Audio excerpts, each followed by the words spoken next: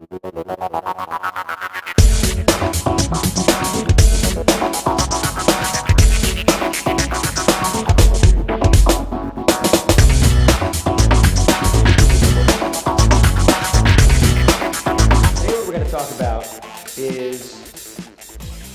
materials. You see, we're in a less paper society. We're not in a paperless society. You just proved that to me. You just handed me business cards, brochures, postcards, flyers, magazines. We are not a paperless society.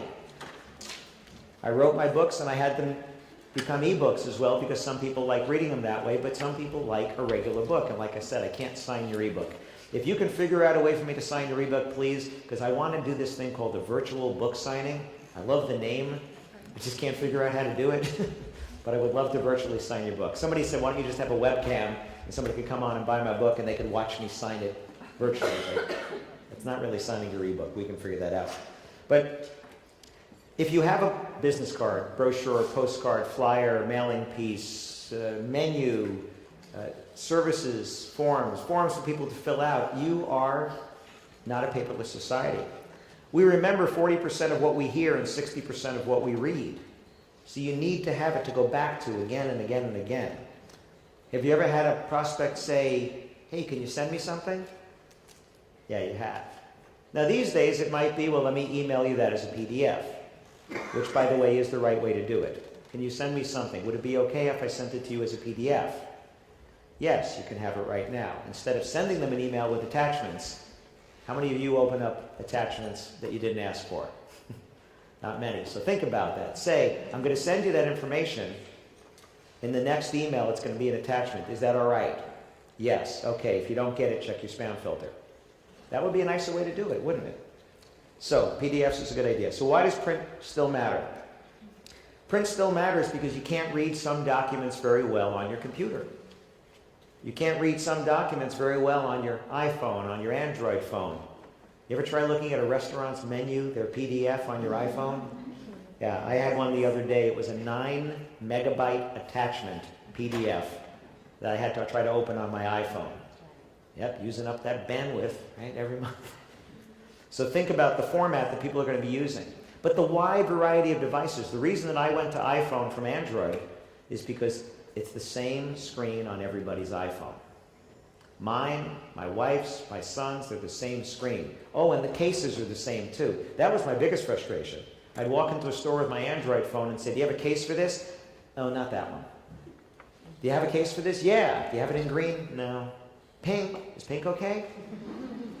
No, it's not okay. So I like the standardization of that one. But the wide variety of devices now and that are coming are going to make it so that it's still necessary to have some stuff in print. What works well on one format doesn't necessarily work well on the other. Sharing information is still easier in print. I hand you the piece of paper, you read it. You hand it back, I read it. It's easier than here. Take my iPad and look at this. Take it on the phone, let me email it over to you. It's still easier. That's why your clients want to leave with some printed materials. Mobile apps are great, but understand that if they're on the go, what do they really need to know? If you're a venue, your homepage, if it's not a mobile app, that needs to be mobile friendly. And your address should be in real text so I can click on it when I'm lost and I can't find you. I can click on it and get into my mapping program. I can click on the phone number to call you and tell you that I'm lost and could you please tell me how to get there?